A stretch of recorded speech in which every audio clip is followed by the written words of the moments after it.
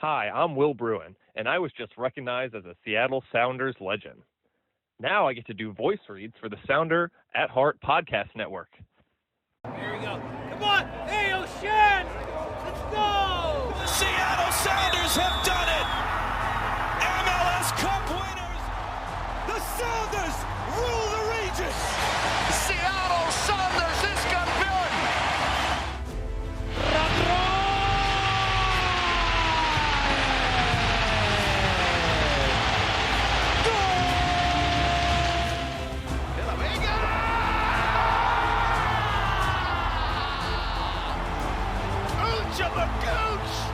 All creatures great and small.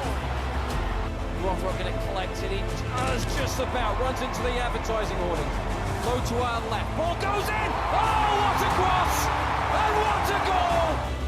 Where's my copy? I got a bunch of them in the car. I'll get you some. You're handing them out for free already. How many cost on them? $50. I'll Venmo you.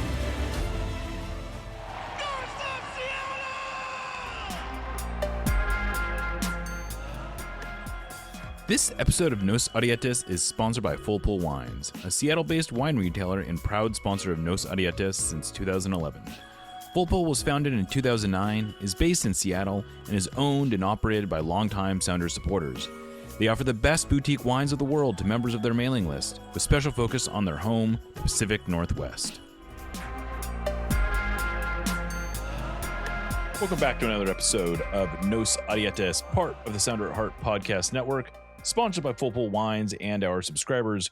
We're recording on Wednesday, May 27th, 2026. I am your host, Jeremiah Shan. Today, I am joined by my co-host, Aaron Campo, and our engineer, Lickett. After a team record-tying start, the Sounders are stumbling into the World Cup break with a 1-0 loss to LAFC. That left them 1-2-2 in their last 5 games, and they're sitting 6th in the West as we prepare for 8 weeks without a Sounders game. But rather than focus entirely on that, we figured now is a good time for a mailbag. So that's what we're going to do. Aaron, first off, how are you doing? Oh, I'm hanging in there, I suppose. Had to commute for 2 days last week and still not recovered. Into Seattle? Into Seattle. Had to Did be you there drive the whole way? No, I didn't. I went to Federal Way and took the train, and that was nice. And I'm sure everybody that has to commute is just seething right now, as they should be. It's a really annoying thing to complain about on your podcast, but that's the way it goes. And to be fair, it was like, I think that's people can relate to our very human fallibilities. 90 minutes each way, right? That sucks. So that I will tell you, I used to, when I lived in California, I would do a 90-minute each way commute, and it was soul sucking. It's it's insane. It's insane to expect people to do that. My wife does it every day. I have no idea how she does it. I won't get into what I would do if I had to do that every day, if I ever have to do that every day again. So yeah, but on the plus side, I got to watch the Mariners lose in horrible fashion. So great week. That's the baseball team. It is, yeah. Theoretically, the baseball team. That's what they say. They call themselves. Sometimes I'm not so sure, but yeah. Well, on that uplifting note, should we just jump right into this thing? Yeah, I'm sure the questions will be really positive, and they'll probably pick the they'll pick be the energy up, uplifting, and yeah. Let's go. First one is from Professor Insufferable 74. Can anyone identify what changed structurally with our attacking patterns compared to last year? I will be honest with you. I don't know that to my eye I see a lot different. I know there's going to be. I know one of the things I've heard people say is that there's just not as much off-ball movement, and it's not as dynamic. And I don't know. To my eye, it's not quite that. Like, there is definitely some. The Sounders at points last year were absolutely rolling, and I don't want to present what they're doing now as being close to the peak of what they were, but I do think their chance creation has been better than I think a lot of people realize. They're 8th or 9th, I believe, in expected goals per game, which, there are some we've talked about this a lot, where there are games where that can be pretty deceiving, but we're at 13 games now. I think it's pretty, I think it's somewhat reflective of their chance creation. And I look at the LAFC game, and it actually was not a particularly high XG game, but they had 3 or 4 good scoring chances that they probably should have done better with. And that changes the game a lot. They're defending still pretty well. I don't know that there is an obvious thing that they're doing differently. They're just less clinical in front of goal than they were last year. Last year they finished at a rate that was basically in line with a very good XG, and this year they are one of the biggest underperformers in XG. So I think it's not a satisfying answer, but I don't know that there's anything structural as much as it is they just don't have players who are putting their chances away the way they were last year. Yeah, I mean that definitely passes the smell test for me. I don't really see any difference in the way they're approaching games. I think they go a little more direct at times, especially when Sase is playing up top, which you would expect, right? You've got a big dude up there, you might as well use that. But I don't think it's been drastically different by any stretch. I think the most notable thing is probably that the Sounders' attack didn't really round into form until Pedro de la Vega started playing on the left, and that was when stuff really came alive. And he just hasn't been there this year. So I don't think that's by any stretch of the imagination the extent of the problem, because frankly, the Sounders' attack has been much better this year by the underlying numbers than it was prior to Pedro de la Vega moving out left last year. And that was, in case anyone needs a reminder, that wasn't until after the Club World Cup, which is when their season really started to pick up. They went into the Club World Cup break, if you may or may not remember, with 2 straight losses, which is pretty similar to how they, it was, I guess you can actually find some similarities to last year in this way, that, the Sounders before those 2 games, they were like kind of pushing it. They were looking really good. Yeah. They looked like they might be able to maybe even chase down Vancouver in the Western Conference last year and be in the Supporter Shield race.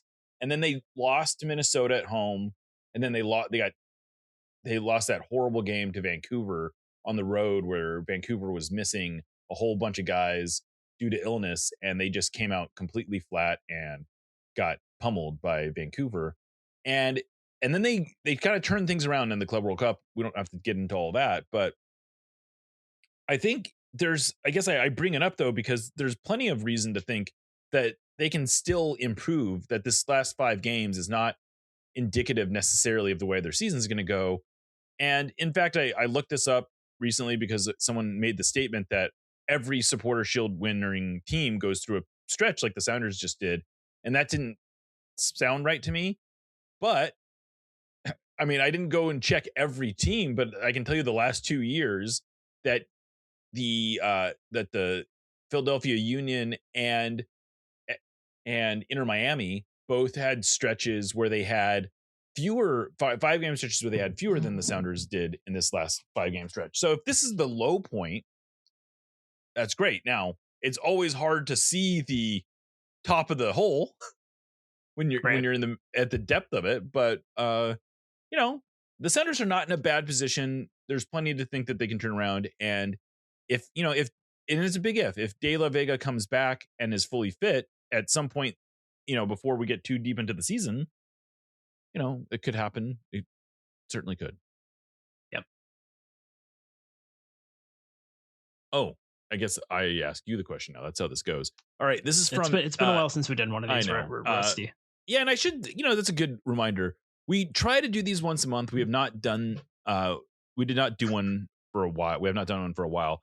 And in case you forgot, in order to ask questions, you need to be in our Discord. And in order to be in our Discord, you need to be a subscriber at the supporter level or above. That's the $75 a year level. And I do admit, I spend a lot of time in our Discord. It's a, there are times where it drives me crazy, but I do enjoy the community that is there. And so I would urge people to check it out. But another question that came from there, this is from Interpersonal. I look at the underlying numbers for the Sounders. Good dovetail from the last conversation.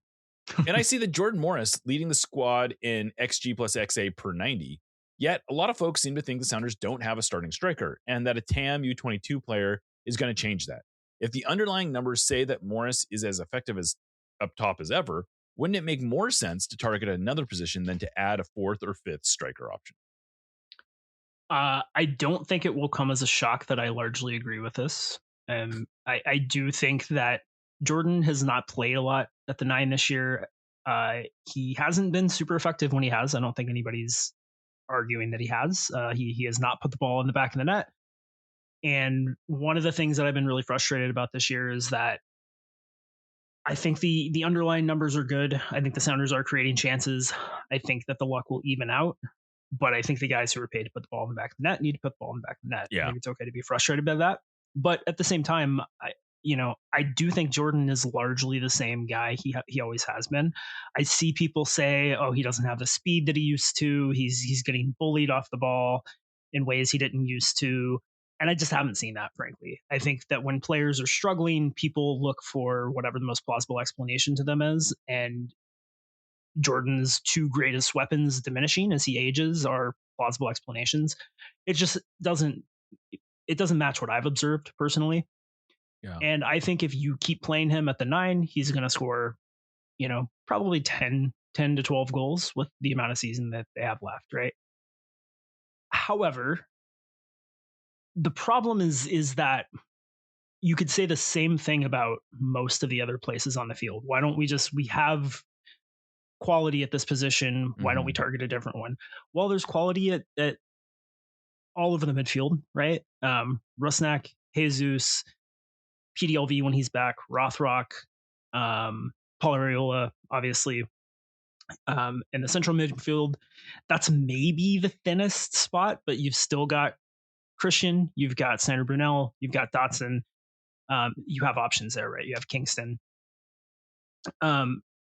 Left back, right back, maybe. I guess I've heard some folks say that we should just consider Alex to be a center back at this point. I don't think that I agree with that, but if you think that's the case, we probably need some depth at right back, right? It's true everywhere. And I think that what the Sounders have struggled to do so far this season is put the ball in the net. They've been elite defensively again. They haven't been quite as good over this stretch, but I mean, that was always going to even out a little bit, right? They're still a very, very good defensive team, probably the best in the league. I don't think that anybody's going to displace Christian. I don't really want to sign somebody that's going to shift Snyder to the bench. I think it's really critical to stick with young players when they have played as well as he has. So I think you have to sign an attacking player, right? And I think that Osaze de Rosario is somebody I want to make sure there's minutes for. If Denis Musovski loses minutes because we sign another guy, I can live with that.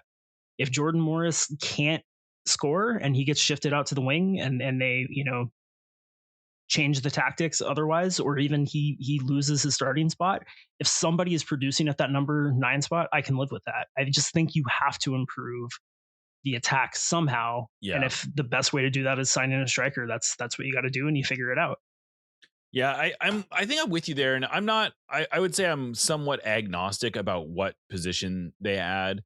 And I think that Andrew is making a very valid point here, which is this doesn't strike me as the weakest position, so why are we trying to upgrade it? And look, that's a valid perspective.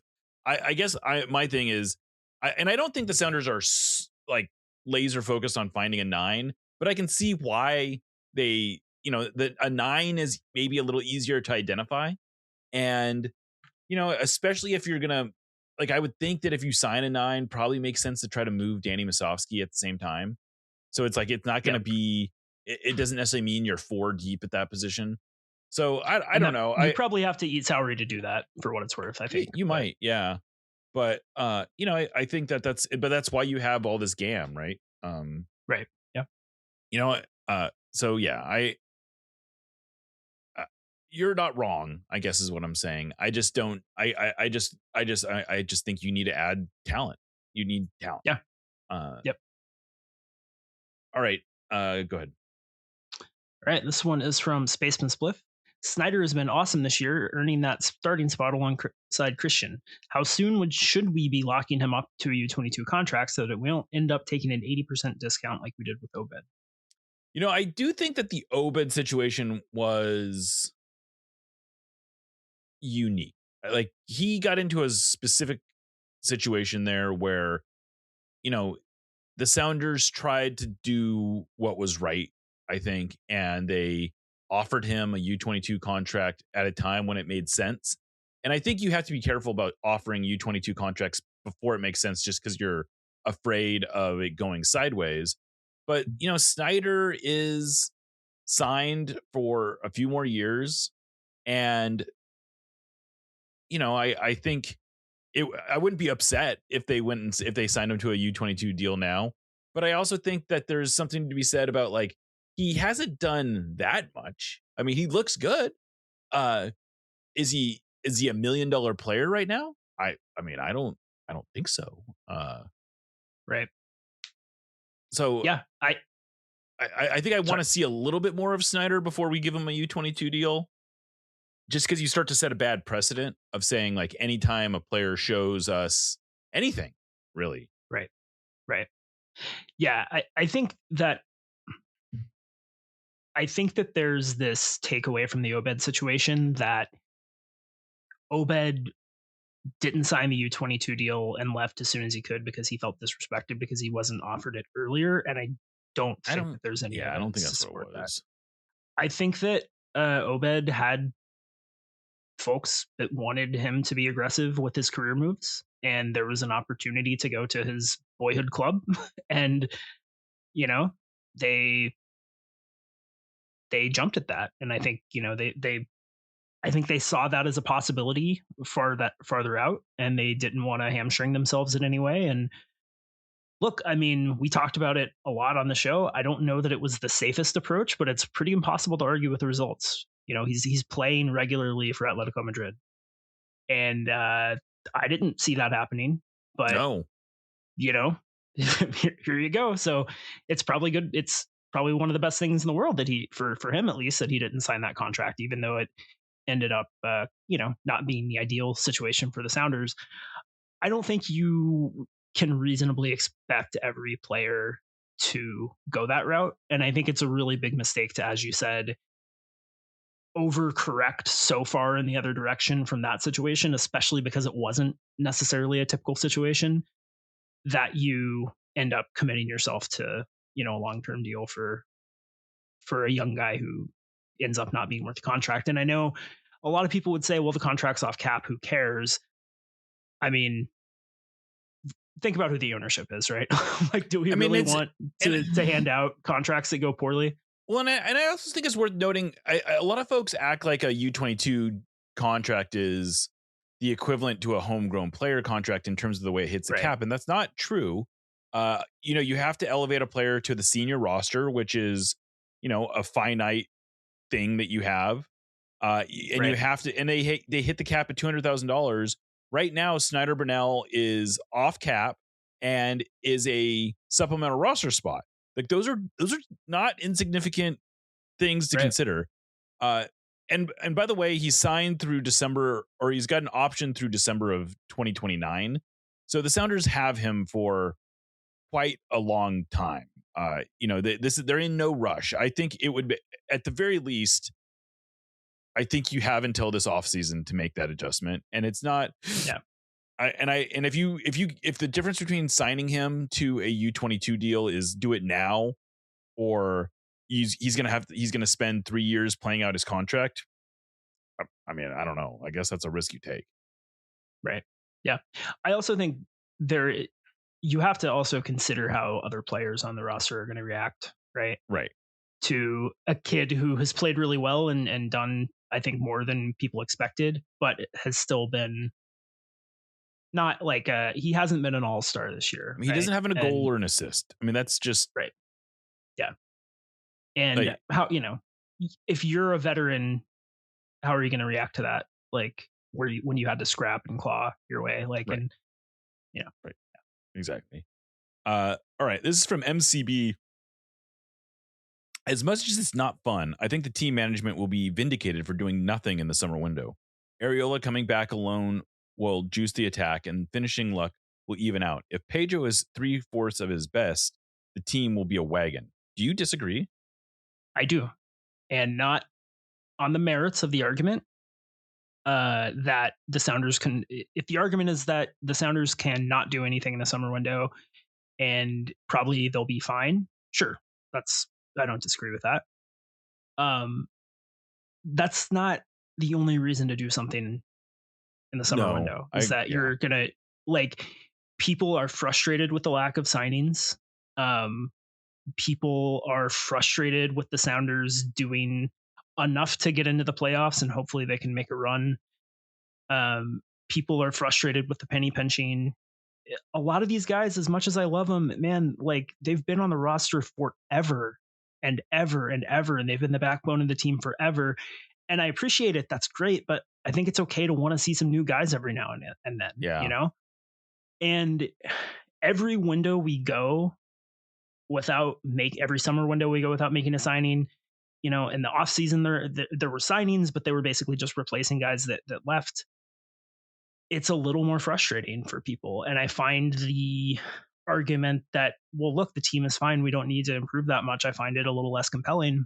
And I think too, if the finishing luck doesn't even out and Paul Arriola doesn't juice the attack and Pedro isn't 3/4 of his best, and the way they've performed over the last 5 games ends up kind of being the norm, and they finish like 5th or 6th and they get knocked out in the first round again, I think that's a huge failure. And I just don't understand why you wouldn't want to empty at least a couple of the bullets you've got in the chamber to try to avoid that. Yeah, and I'll just say, finishing 5th or 6th and going out in the first round of the playoffs, but like, the thing that made last year a success, to the degree that it was a success, was they won a trophy. I mean, they did. They had a great run that they won a trophy. That the League's Cup final against Miami is an absolute highlight. It's something that every fan who is there will remember and talk about, and that's you build that, you want that moment, right? But like, let's also not pretend as if finishing 5th and going out in the first round against Minnesota didn't suck. And if that's how this season ends, and if it, like, look, if they, I guess you can argue that the approach last year was vindicated because they won that trophy.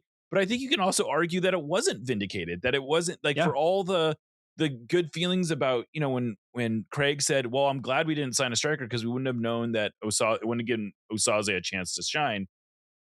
Like, I guess there's truth in that, but there's that isn't what this is all about. And I think the other thing that is going to be even tougher to sell this year is that, look, you sold Reed Baker Whiting, you sold Obed Vargas, you sold Georgie Manungu, you sold Danny Leyva. Those are 4 useful young pieces that the whole point of moving them was to bring in someone else who could help raise the bar. And look, if Hassani Dotson and Nico Petkovic are the only 2 players that you bring in to replace them, you cannot ask people to be happy about that. I mean, that's just, it's not just about results. There is an entertainment factor here, and you just can't, I'm sorry, you can't sell that. They have the ability to make summer moves, and I think they have tried in the past to do it, and I suspect they will try their darndest to do it again. And if they fail to close the deal, that's going to be a failure. And there's not really much to be, you know, like, that's just kind of how it is. And whatever the cause of the failure is, whether it's Adrian gets gun shy and doesn't want to commit the resources, right? Whether it's, I mean, the thing that's weird is that the money is spent, right? Like, the GAM is spent. It's been converted to GAM. No, so it's okay. There's 2 things here. One of them is that if they don't sign a player from outside of the league and they don't want to spend money, I could talk myself into living with that. But if they also sit on the GAM and they don't make an intra-league move on someone who could really help the team, that's where it becomes, what are we doing here? Like, what's the point? What was the point of all the other stuff if it wasn't to to make a signing like this. Yeah. And this team, I mean, the core of this team is not young anymore. Christian is not young. Jordan is not young. Albert Rosnak is not young. There are young players on the team that are promising that you can build around for the future. But the guys that are getting you to the championship are not young. Right. And you don't want to throw all of that gam at an imperfect solution, but you're doing your fans and the players a disservice if you're not at least trying to get better with the resources you have. Yep. All right. So let's talk about specifics then, I guess. From KW 2026, positional priorities for new player acquisition in the summer window. If you could spend all the available XAM resources, and how that changes if you're only able to spend up to 75% of that same month. I mean, I'll be honest with you. I don't know that I guess it's the number of players that you are able to sign. Like, I don't know that there's one player out there who is worth emptying your GAM bank on. But I guess let's put it this way. If you are willing to empty the GAM bank account, I think probably what that involves is you are figuring out how to open up a DP spot and pushing that money forward. And even if you're not spending it all now, you're structuring it in a way where you're kind of now all that money is spoken for. And so, like, if you can go get like a Dejan Jovic or a Hugo Kuipers or, someone of like clearly a top class number 9, I guess that's how it looks if you are emptying it. And if it's 75% of it, you're probably looking at more like a TAM level signing. And, I don't have anyone off the top of my head that I'm like, that's the guy that they should be going after. But, like a Prince Owusu, to use a player that I've seen thrown around. This is a 29-year-old striker who plays for Montreal. And, he's having a great year. I think he's overperforming his XG, which gives me some pause. But, that's an interesting player who I think people could get kind of excited about. Yeah. I think there are probably international strikers that are going to be free agents that you could theoretically sign, coming in from Europe. Oh, yeah, sure. Yeah. Wouldn't take up all of that GAM, but would take up a decent chunk of it. But I do think that an interleague move is the most likely thing. Jovic would be perfect if you can find a way to make that happen. I know some people would be frustrated that they weren't spending a transfer fee to go get a DP9 and they were just trading for a DP9. But I think I would be over the moon with it. I think the risk is extremely low. He's proven to be a really, really good striker at the MLS level. He's 26. I would go nuts for that. I don't think it's going to happen. I don't see it happening. I don't think that the only plausible route they have to get there is extending Jordan probably through the 29-30 season, I guess. Right. Right. And I just don't know if we're going to see that, if he would even want to do that, if the Sounders would want to commit to him for that long at a max TAM number. So, but it would be cool. I wouldn't complain. But yeah, otherwise, I think if you're going for a TAM guy, there are options out there where maybe it's not a guy who comes in as your unquestioned starter, but if you're bringing in, a guy like Owusu off the bench as your first sub rather than Danny Musovski, or if he's scoring and you ship Jordan back out to the wing, I don't think anybody's going to complain about that. I mean, and I think the other thing, to go back to Andrew's or Interpersonal's question is, I think what makes it tough is, honestly, it's a little hard for me to wrap my head around the player who is an upgrade over Georgie Manungu, who costs less than what you got for him. And so that's part of why I'm just sort of skeptical of the idea of going after I guess you could bring in someone who costs more because you have more flexibility than that. But yeah, I think that's what gives me some pause, is my concern that, are we really, like, how realistic is it to upgrade over him? Apparently, Diego Luna is going to be a free agent soon. Is that right? Oh, that would be interesting. That would be interesting. Yeah, good player. At 22 too. Wow, that's I know.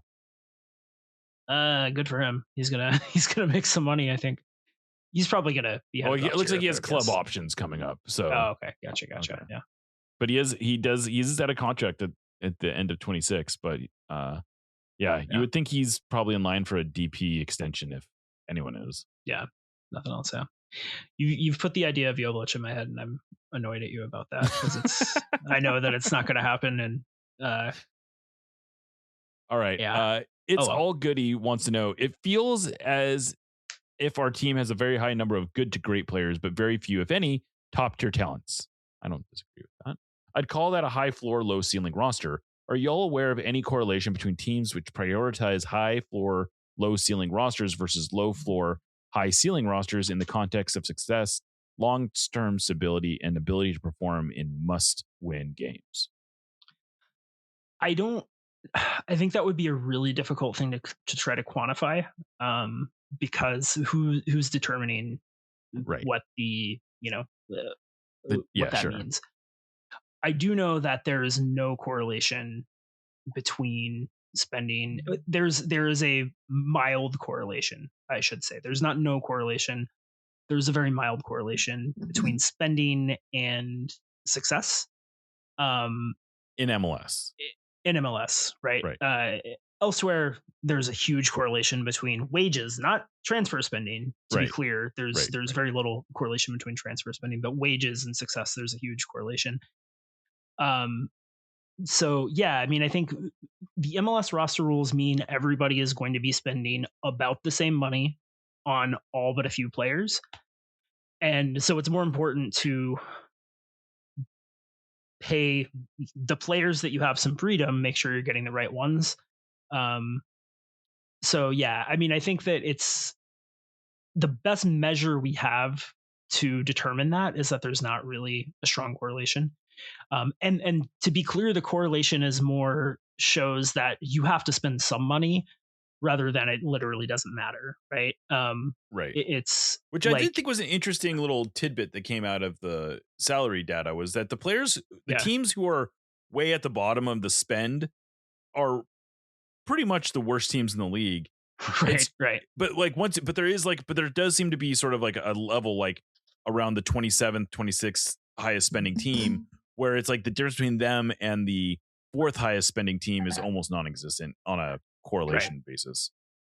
And on a year over year basis, like you can look at some really horrible teams that have spent a ton of money. Chicago Fire forever. This year they're pretty good, but for years they had super high payrolls and they were awful. A lot of Toronto FC teams over the years have been very expensive and very bad. So it's really, I think, just there's more important stuff than spending money, which is the whole point of the structure of the league, right? Like you have to be smart and make sure you sign the right players rather than just spending your way out of trouble. Right. All right. Next one is from Marth107. I'm going to paraphrase this a little bit. It's a long one, so hopefully I don't leave out the wrong stuff. What is the process for making changes or improvements to VAR? Would MLS be able to make changes on their own, or is it purely up to IFAB? Can any of these changes be actually made? I think some of the suggestions are like limiting the amount of time, and having a better standard for clear and obvious. Can any of these changes actually be made, or are we doomed to the cycle of eventually forgetting about VAR's problems until the next time it happens? I do think that MLS has some flexibility in terms of how, for sure, they have flexibility in terms of like the direction they give the video review. Sort of like each league sort of has a different standard, and you can see that. In England, for instance, for offsides, they're using automated offside, right? Still, yes. Yeah. So like that's an example of something that is so I don't see any reason why MLS couldn't institute a sort of a time limit on how long an official is allowed to review a call.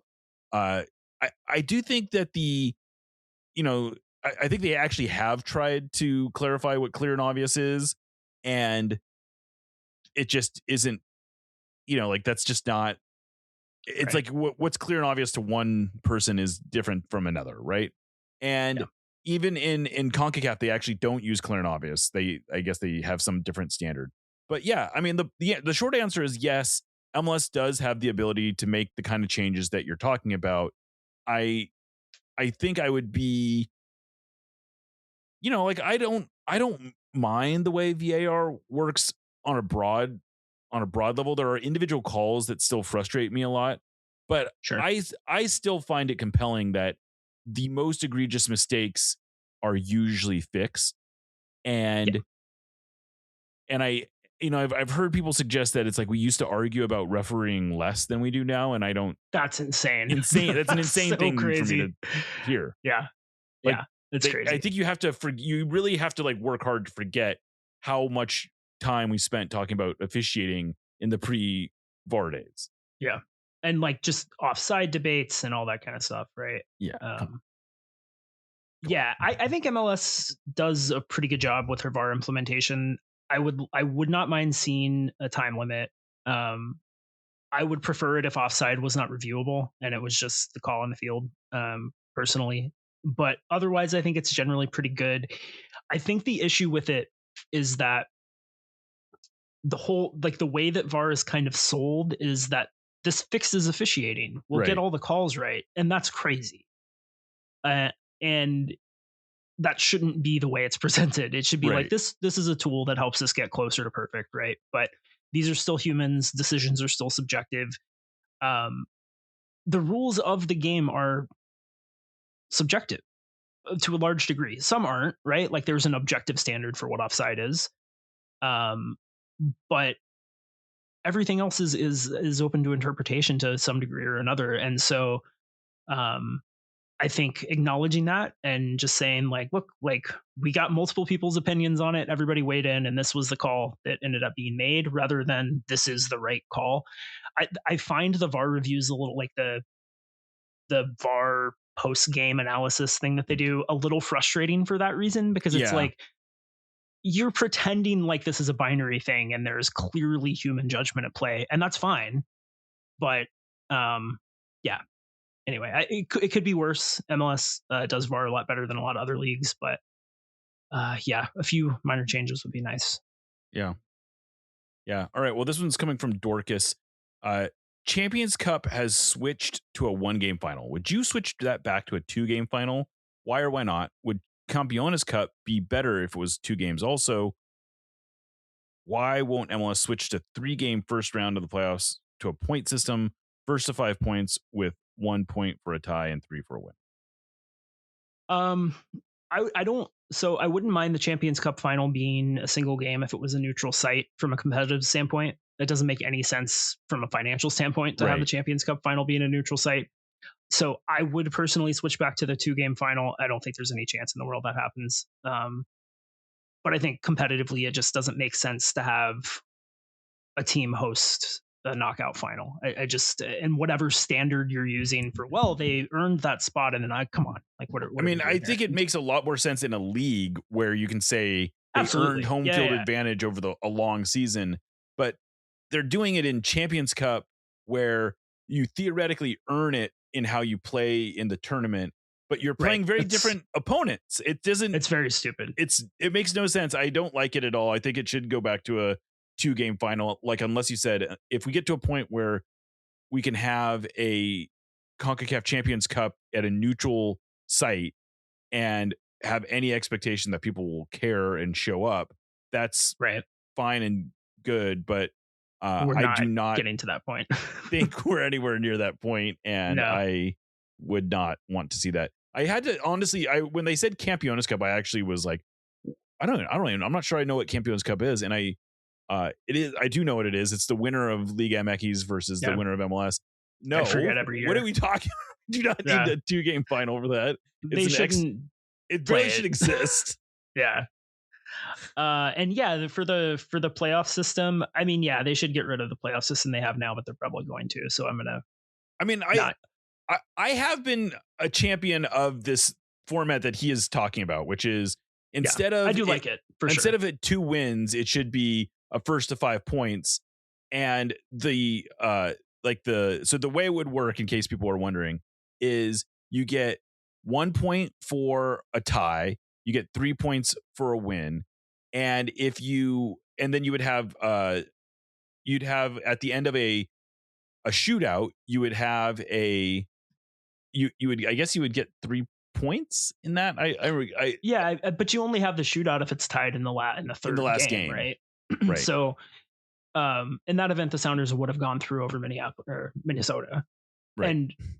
And I don't say that that's not to say it's a good format because the Sounders would have gone through. But you shouldn't be able to go through with 2 ties. Yes, I say that as somebody who watched the games and saw how the series played out and recognized that the Sounders played much better than Minnesota. As frustrating as it was that it shouldn't have been that close, the Sounders should have gone through in that series. So yeah. But again, they're going to change up the playoff format. Exactly. Don't worry. This format's going to go away at the end of this year anyway. Yeah. Maybe I don't know if it actually is. I'm not 100% sure that they've confirmed that we have this playoff format this year. Yeah. I mean, it wouldn't be the first time they changed it without really telling anybody. So another one from Dorcas. The Sounders have been blessed with only having 2 head coaches since 2002. How rare is that? It's very rare. I'll just answer that. What do we know of the future after Brian Schmetzer finally says goodbye? By the way, I guess they have confirmed the playoff format for this year. But well, that sucks. It's really, in MLS, there's no precedent for a coach being around as long as Brian Schmetzer has between the 2 stints that he's been the Sounders head coach. Sure. Yeah. Certainly there's no precedent for one coach being involved in the coaching staff for as long as Brian Schmetzer in MLS. I have no idea how common it is in the world. I would imagine it's exceptionally rare. Sir Alex Ferguson was the coach of Manchester United for 20 years. It's a long time. But that's the sort of like rarefied air you're talking about. It's the exception that proves the rule almost. He was manager of Manchester United for 27 years. Yeah. That's longer than Brian's been the head coach of the Sounders, but a lot longer. But it's, that's the sort of like rarefied air that we're talking about at this point. So it's really, really rare. We don't know what the future holds. Like, I don't think we could guess as to like the succession planning. If for some reason he stepped down at the end of this year, I wouldn't be totally shocked if they were to hire a Freddie Juarez, depending on the circumstances of his departure. I think they could go look abroad. Like, they could go. I think they would probably try to find someone who has Sounders DNA, like a former player or coach or someone that is connected to the club in some way. But your guess is as good as mine. I've not heard anything even approaching credible rumors. Yeah. And that makes me happy because I don't want to think about it too much. I have, over the last couple of years, I've always appreciated Brian Schmetzer. I've always thought he was a great coach. The last few years, I have really come to appreciate him on a level that surpasses how I felt before. I think that when he leaves, it is going to be a rude awakening in a lot of ways for the fans, maybe for ownership to some extent. I think that he is a miracle worker, and I would be curious to see what he could have done at a higher level. But I also think he understands American soccer and he understands MLS on a level unlike very few people. Yeah. I've done a little quick research here. The only person I can find that's had a tenure longer than Schmetzer is Peter Vermees. And that's just in MLS play, right? Peter Vermees was at Sporting KC for 16 years. And Schmetz has been at Sounders. This is season 10, right? So consecutive. Now, obviously, he's with the USL team and has much longer history with the club itself. Yeah, eight more years the head coach in USL. But even just in MLS, right? Like, he's already, I think, the second longest tenured coach in league history, I believe. Jim Curtin actually got to 11 years with the Union. Oh, I'll take that back. But Yeah, Ben Olsen, 10 years at DC United. So if he's around for a couple more years, it'll be him and Peter Vermees, right? I would love to see him break that record. I don't know how likely that is, though. He would have to be here through 2032, so another 6 seasons. It'd be Seems tough, but yeah, seems. who Tough. knows? I don't know. You know. Yeah. You know what? Before we do any more, I just want to say we should probably take a break. And we'll come back and we will finish up with the rest of the questions. You're listening to Nos Audietis. Sounder at Heart has been around in one form or another since 2009. In 2026, though, we make a pretty significant evolution when we go analog. Yes, that's right. In the year of our Lord 2026, we are publishing a real-life magazine. We're calling this thing 4, as in Sounder at Heart 4.0, but we're stylizing it as IV because we absolutely love Roman numeral. And if you want to refer to it as IV, that's cool too. The first issue has a comic book style cover that was hand-drawn by local artist Kevin Newber. Features by Tim Foss, Susie Rance, and Charlie Boehm, a statistical deep dive by Kat Bush, a Q&A with Brian Schmetzer, a column by G. Willow Wilson, and photographs by Noah Reif, Max Aquino, Mike Russell, and Jane Dershowitz. I could not possibly be more proud of the work everyone put into making this, and I think you're going to absolutely love it. If you'd like to get your hands on one of these limited edition copies, we're currently selling them for $15 on our website. Get yours now. Nos Audietis, admittedly, is not exactly known for our spicy takes, but that doesn't mean we want our food to be mild. Spice up your life with Hacks and Ferments. Handcrafted in Georgetown and made with the best local ingredients from across the Pacific Northwest, they specialize in unique small batch fermented hot sauces and vinegars. Hacks and Ferments brings bold flavors and natural fermentation together for something truly special. Whether you're a heat seeker or just looking to elevate your cooking, you'll find something you love at hacksandferments.com. That's HAXANFERMENTS.com. And right now, if you use the code SOUNDERATHEART, that's all one word, at checkout, you will get a free hot sauce with your order. Again, go to hacksandferments.com, use the code SOUNDERATHEART at checkout for a free hot sauce with your order. Hacks and Ferments is a proud sponsor of the Sounder at Heart podcast network. Welcome back to Nos Audietis on the Sounder at Heart podcast network. All right. Just pick up where we left off. This is from Wimberley. Wait, is that me asking? Yeah, I'll ask. Twimberley 23. I believe Pedro is still on track to be available, probably limited minutes after the World Cup. What are you most looking forward to for his reintroduction? Also, how does his reintroduction impact summer targets or positional questions for current players like Morris as a striker or winger? I think the thing I'm most looking forward to is I just think that he has a skill set that none of the other current wingers do. Rothrock is probably the closest, but I think Pedro is just, he's just a more technical player, right? He's a little less direct, but he can be very direct. He will ram the ball down your throat if he gets the space to do so. But he exploits space in a really effective way, and he's just capable of doing stuff that nobody else on the team is capable of doing. Like, I don't think that he's necessarily a better soccer player than Albert Snack or even Jesus Ferreira or Jordan Morris, but he does shit that they do not and would never attempt to do. And that's useful, right? He's unpredictable. And when he is at his best, when he is on one, he's unplayable. And I don't know that there's anybody else on the team that offers that. So I think he's just he's a wild card, right? He had, even after moving to left wing, he still had games where he was largely invisible, but they were much, much less frequent. But when he was effective, and teams had to worry about him.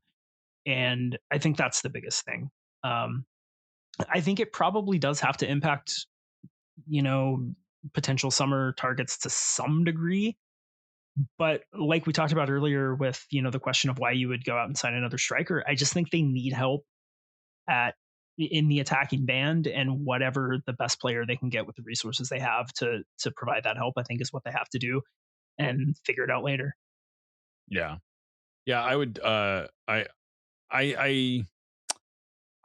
don't know what to expect about his return, but I think you have to sort of, my impression is that you kind of have to assume he's not gonna be fully back this year. Like, and so I don't know why you, like, I just feel like I don't know. I think it, and that's also part of why I feel like it would be okay to sign a 9, because you're probably going to be moving. You can move Jordan back to play there. Yeah. All right. Next one from W. Is there anything we can take away from this stretch looking forward to when play resumes against Portland in mid-July?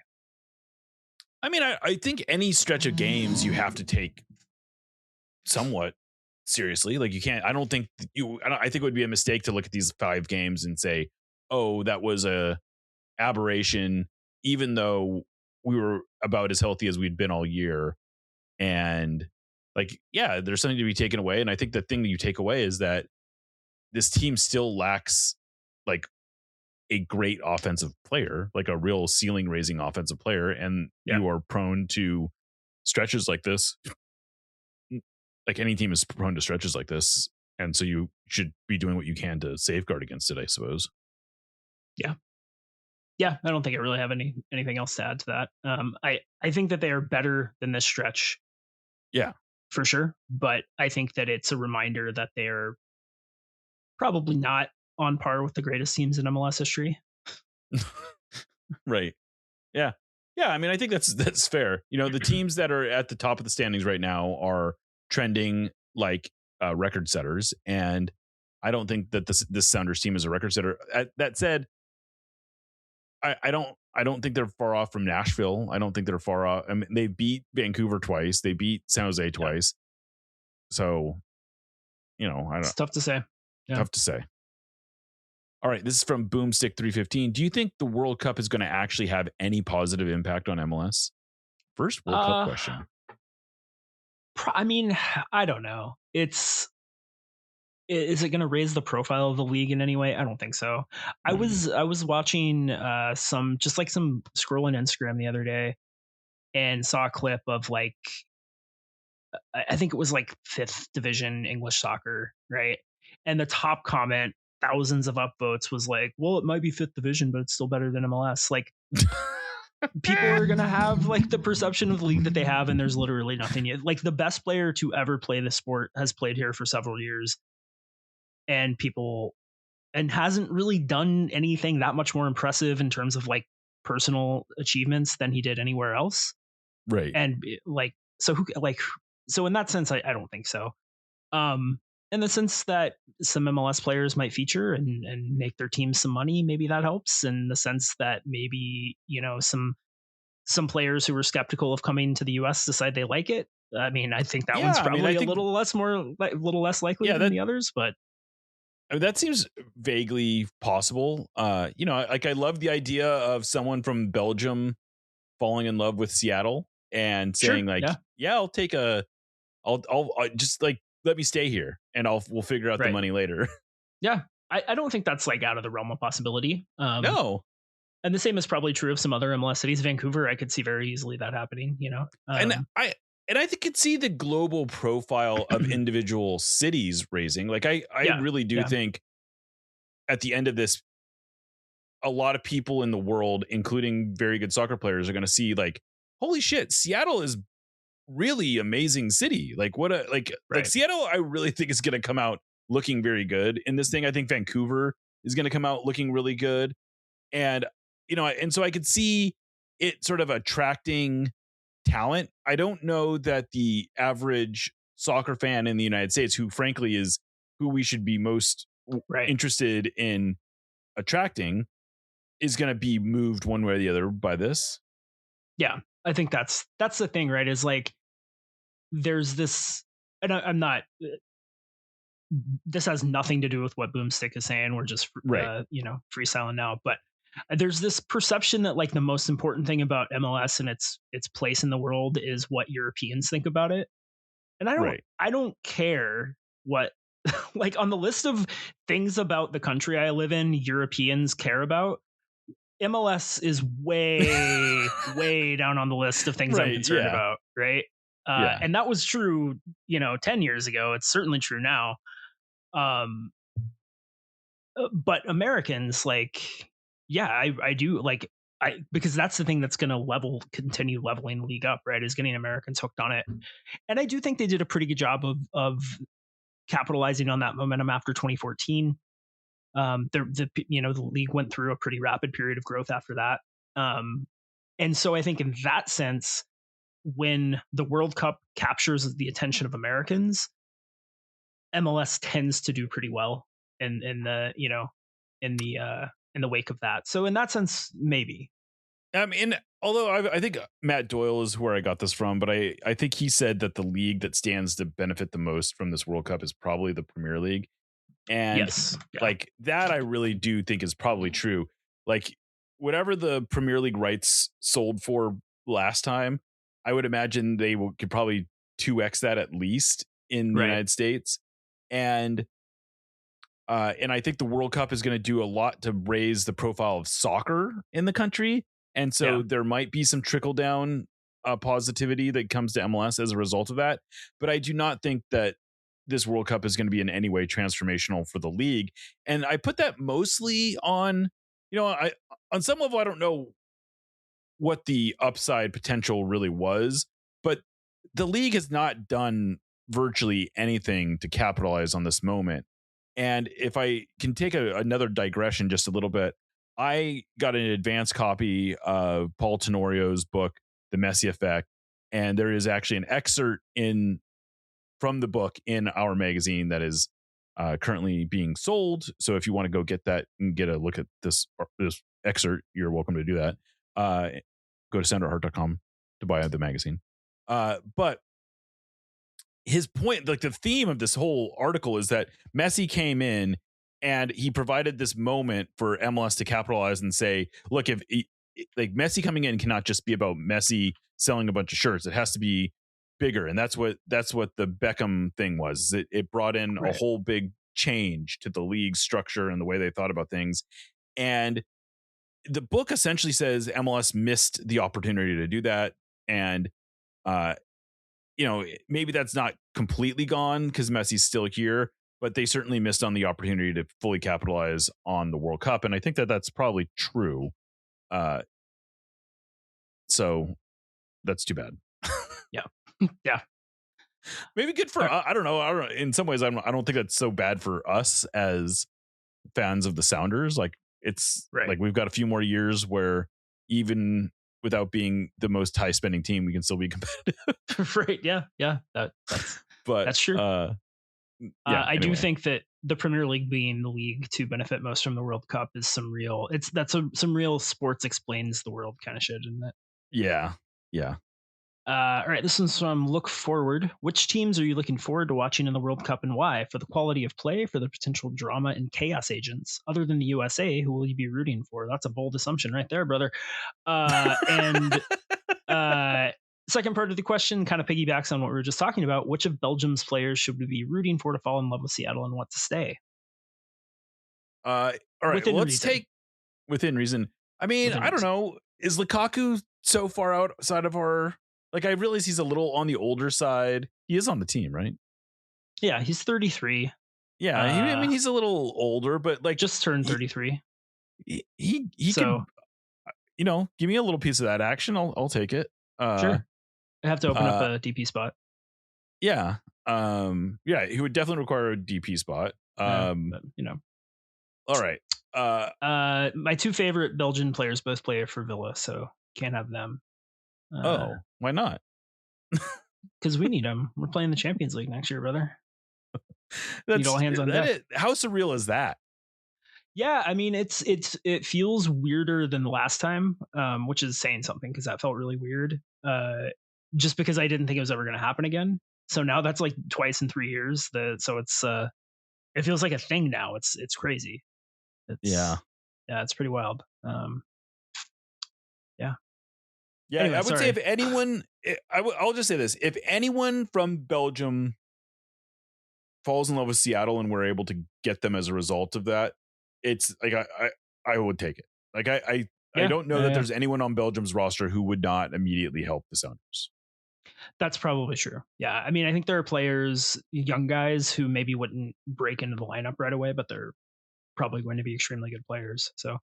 But what was the first part of the question was who are you looking forward to watching and why? And who will you be rooting for?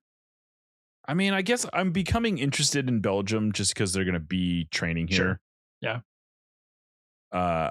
I honestly have not spent any time thinking about who else I always enjoy I do enjoy watching France. I've found myself rooting Sure. for France a lot. So I guess they probably will be who I ultimately default to. But I have never been less in let me put it this way. The first World Cup that I was working in soccer media for was 2010. And I don't think I've ever been less engaged on a broad scale with sort of like the anticipation of the World Cup than I have been this year, which is really surreal because not only is it here, but I'm spearheading a magazine and I've done a lot of stuff as it pertained to our magazine. And maybe that's why, because I was just too focused on that. But I don't have a good entry point for myself other than I'm interested in the US. I'm interested in Belgium to some degree. But yeah, that's boring answer, but that's the truth. No, I think that's fair enough. World Cup for me is generally more about individual players, good narratives, good stories that emerge. I'm looking forward to seeing if Ollie Watkins can get some meaningful minutes. I love Ollie. He's not going to start obviously, but man, if he could get like a big goal for England to go down in history with them as kind of a hero, that'd be really cool for him. I'm looking forward to being a hater. I love being a hater. So Portugal, crashing out of the group stage would be great for me. Whatever big team that doesn't make it out of the group stage, unless it's one have some kind of sentimentality for, is going to be funny. It seems impossible, right? Yeah, famous last words and all, but it seems really unlikely that a big team is like a team that people have expectations for isn't going to make it out. I feel like the new version of that will be not making it into what you would have previously been round like of 16. Yeah. That'll be the new, like, okay, great, you made it to the knockouts, but then you lost to Greece or whatever. I know Greece isn't in the tournament. So yeah, I think that'll be fun to watch. I mean, my investment in this US team is at a historic low.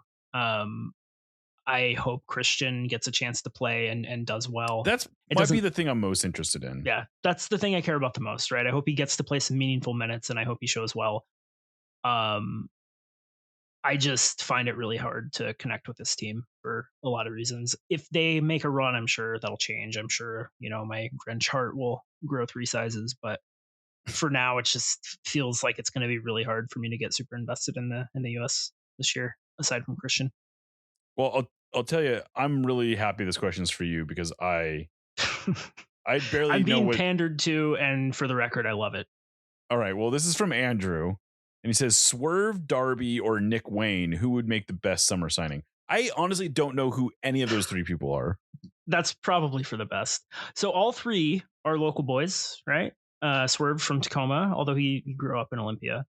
Are these? These are pro wrestling. Yeah. Okay. Not Olympia, sorry. He grew up in Florida.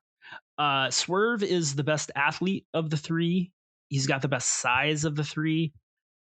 He also would probably get a red card every 3 games because he's a psycho. Darby would die for the badge, but he would literally die for the badge, so he probably wouldn't be around too long. Nick Wayne, though, I think is the blue chip here. He's got, he's quick, he's young, he's hungry. He's from Everett. Like I said, these guys are all local boys, but Nick still lives in the area, so he fits in that regard. And coach's son, right? So I think you got to go with the prodigy Nick Wayne for this one. All right. Yeah. All right. Last question from Bard. I'm not using your Discord in-joke name. I hope that's okay. A magic wish-granting billionaire emerges from the grounds at Lumen Field and offers you one of the following 3 options, but by taking them, the others are out of reach for at least a decade. Oh. One, I really like this question. This is a great. That's good. One yeah. From Bard. A soccer-specific stadium just for the Sounders' reign and defiance in prime Seattle location, comparable or better than Lumen. Option 2, unlimited financial roster flexibility to rebuild after this current core ages out, and for the next round of DPs after that. I'm talking messy numbers for DPs, pipeline flexibility, the money to properly replace Christian. And the last one, a proper financial and developmental connection with 3 major soccer leagues around the world, Spain, England, France, etc., for the next 20 years. Which would you take and why? Wow, that is a really thoughtful question It is, yeah. that has a lot of different angles, and all three of those things are attractive and but also not entirely unrealistic. If Right. for say, like, let's just say, like, the Sounders somehow, like, I guess the prime Seattle location throws it off a little, but like, theoretically, current ownership could make a soccer specific stadium happen within Seattle. I mean, I think realistically that that feels a little bit that it would be better or at least as good as Lumen Field. Like, I don't even know what that would be, but Right. I digress. This is the nature of the question. Unlimited roster flexibility. I mean, hey, if Steve Ballmer ends up buying the Sounders, I guess that's sort of like what you're getting, right? Right. And potentially you're going to stay at Lumen Field and you're going to be stuck at Lumen Field forever.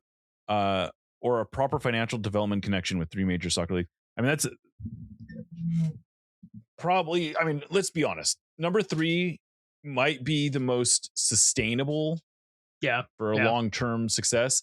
But I mean, I don't know. I guess I'm a simple guy. I mean, that's the one Adrian is picking. I'll tell you that right now.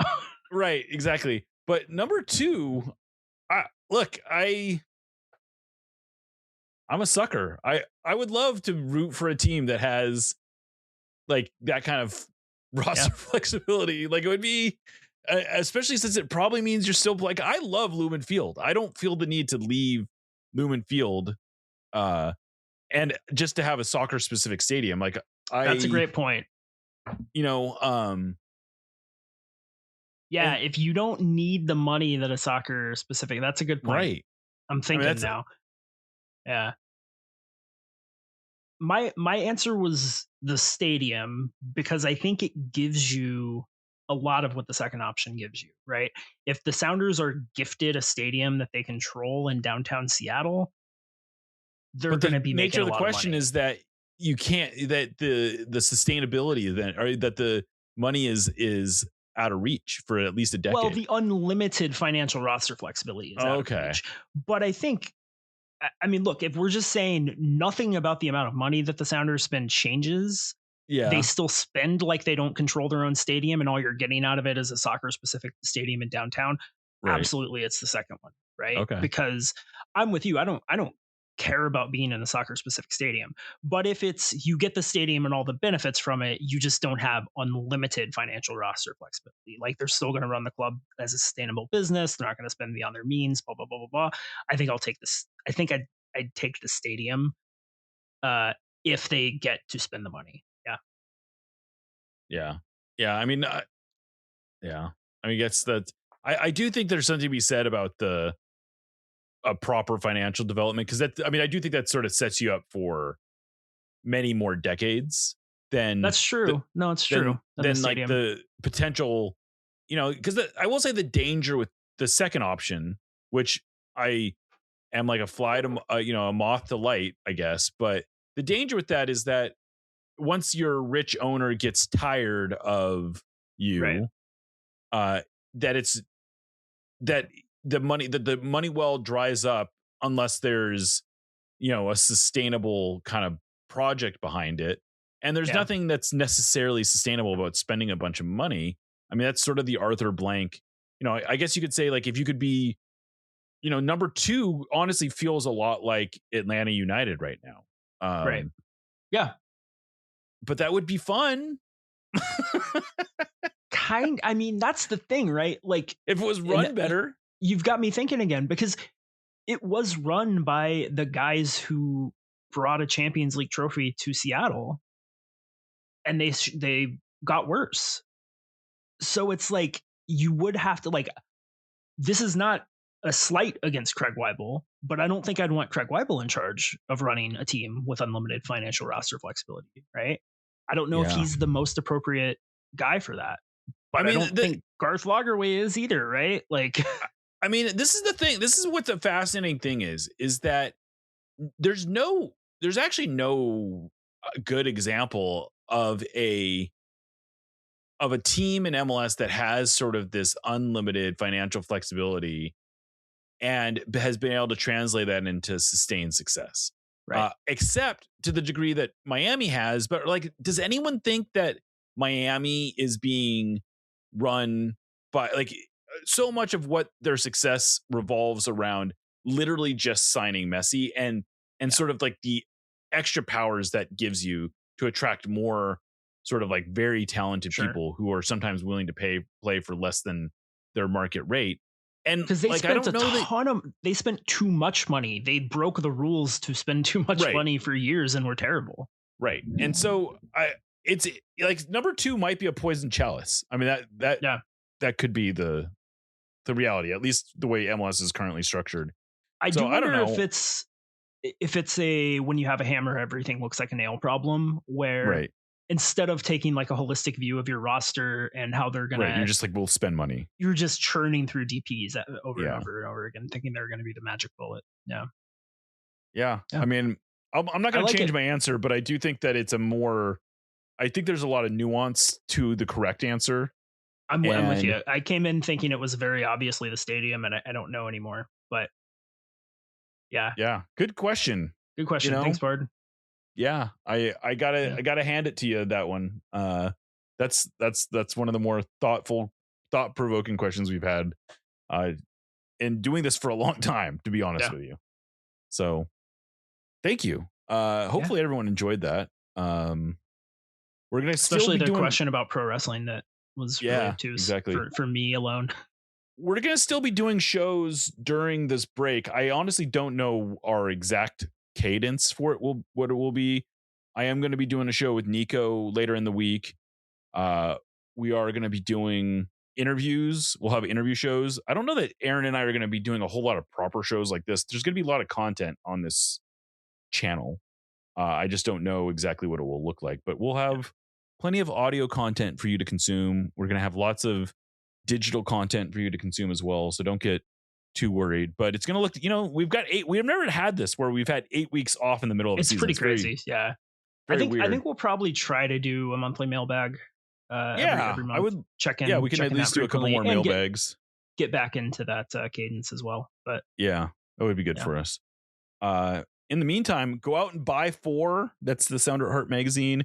We're going to be doing at least 2 live events, gathering type things. On June 18th, we're doing sort of a meet and greet mixer type deal the night before the US-Australia game at Project 9 Brewing up in Maple Leaf from 6 to 10. So if you want to come out and see me, I hope Aaron is going to come, and it's a Thursday night, so I don't know if you'll make it out to Maple Leaf. But then on June 19th, we are doing a whole day thing with the Scuffed podcast, which you may or may not know is a U.S. national team podcast. I've become good friends with some of the people associated with that. But we're going to go to Fast Fashion at 8 a.m. And then they're going to do, even if you don't have tickets to the game, they're going to do a watch party at Fast Fashion in Soto. And then after the game, the Scuffed folks are planning on doing a live post-game show, which I may or may not be involved in. I'm not 100% sure. But there'll be lots of stuff going on at Fast Fashion.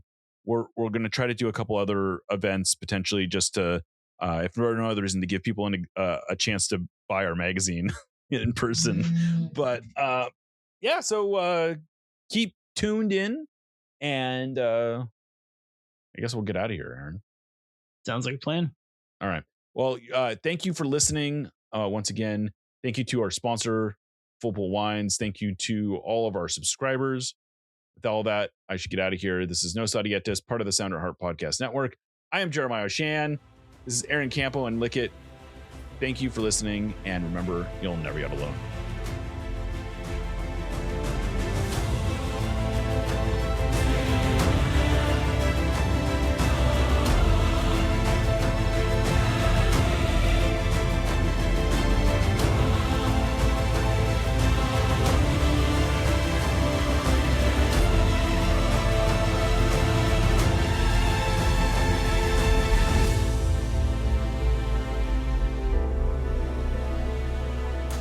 Let's go Sounders.